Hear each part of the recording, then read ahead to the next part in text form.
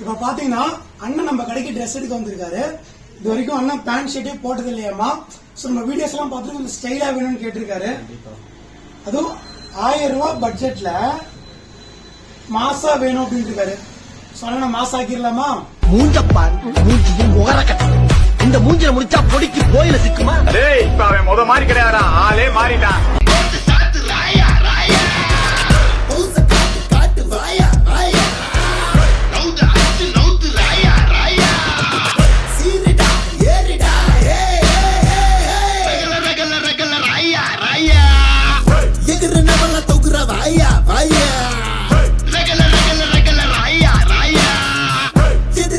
இப்ப அண்ணனுக்கு பாத்தீங்கன்னா 2 காஸ்டியூம் செலக்ட் பண்ணி கொடுத்திருக்கேன்.